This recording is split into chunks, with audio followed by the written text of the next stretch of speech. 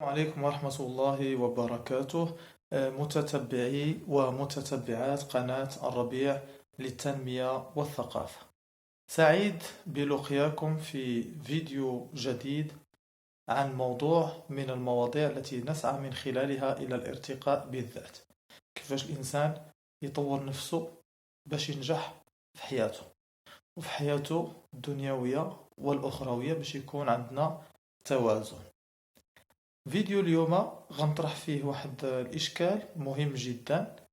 خصنا نتفاعلوا معه مزيان ونحاولوا أننا النصائح اللي كنتلقاوها خصنا نخدموا بها. كل واحد فيكم فيه مجموعة من الحوايج اللي هو ما راضيش عليهم. حنا كاملين فينا بزاف ديال الحوايج ما راضينش عليهم. فينا بزاف ديال الحوايج ملي كنكونوا نحلموا وحنا فايقين كنحلموا ان هاد الحوايج اللي فينا ما تبقاش.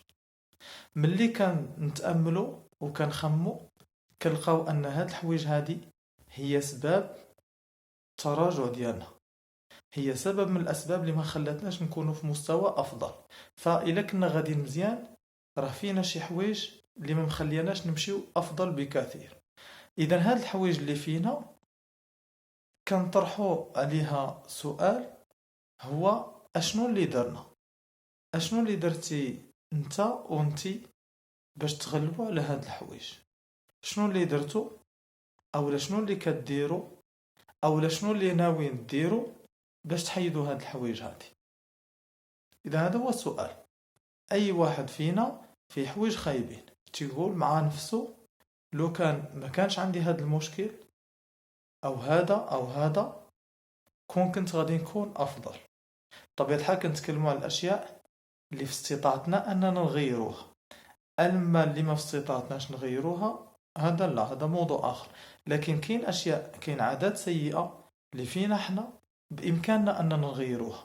اذا هاد عادات سيئة اللي بامكاننا اننا نغيروها خصنا نعرفوها ونعرفوا انها دايره لينا مشكل ونقلبوا على حلول ليها. اذا كيف ما تنقول دائما الحل ديما بين يديك. اذا نعرف هاد الحوايج اللي فيا خايبين، وملي كنعرفهم واكثريتكم عارفين الاشياء اللي خايبه فيكم، اشنو اللي بقى خصني الفعل، خصني نخدم على انني نبدلهم. خصنا واحد الكلمه مهمه جدا وهي التغيير. نعم، التغيير. ما نبقاش كيف ما انا، وانما خصني ندير مجهودات من اجل التغيير. ما نبقاش في بلاصتي، لان اللي تيبقى في بلاصتو فهذا انسان ما عمره غادي يحقق ما يحلم به وما يطمح اليه، ولكن غادي يحقق الاسوأ للاسف. فالمياه، الماء الا بقى في بلاصتو كيتعفن، والمياه الراكدة اللي كتجري دائما كتكون طيبة وجيدة. إذا فالإنسان خصو يحقق تغيير في حياته. الدليل عندنا من القرآن الكريم كيف ما قال الله عز وجل: إن الله لا يغير ما بقوم حتى يغيروا ما بأنفسهم. إن الله لا يغير ما بقوم حتى يغيروا ما بأنفسهم. إذا أي واحد فينا فيه أشياء اللي هي خيبة وكيتسنى أنه يمشي أفضل، خصو أول خطوة أنه يقوم بتغيير هاد الأشياء اللي فيه خيبة. فالصينيين عندهم واحد القانون يسمى قانون الجنون. قانون الجنون تيقول أنك ملي كدير نفس العمل وكتعاود نفس العمل وكتسنى نتيجة مختلفة راه ما يمكنش. معنى ذلك أن كندير واحد سلوكات دائما كنديرها كنحصل على نتيجة خايبة. واحد شوية قلت خصني نغير شوية، اشنو غيرت الانتظار ديالي، كنتسنى انني ناخد شي نتيجة زوينة وبقيت كندير نفس السلوكات. مثلا باغي نخدم ما خدامش، باغي نخدم ما درت دبلومات، ما درت صنعة، ما كنقلب على خدمة وباغي نخدم.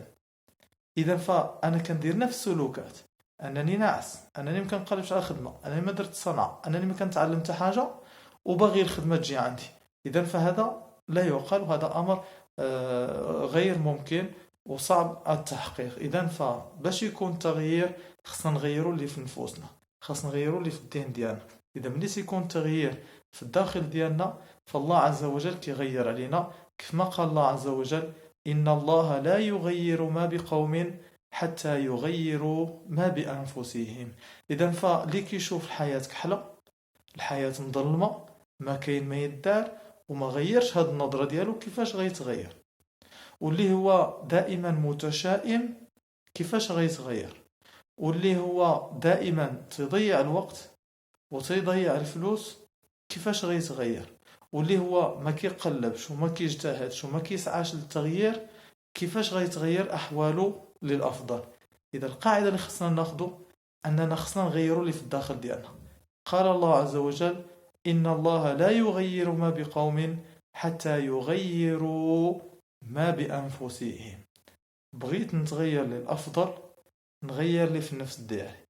عندي افكار سلبيه، افكار خيبه، نحيدها. عندي رفاق اللي كلهم تيشوفوا ان الامور كحله والدنيا كحله ومكحلينها عليا انا، نغيرهم. اذا فخصني نغير باش يغير عليا الله للافضل. ان الله لا يغير ما بقوم حتى يغيروا ما بانفسهم.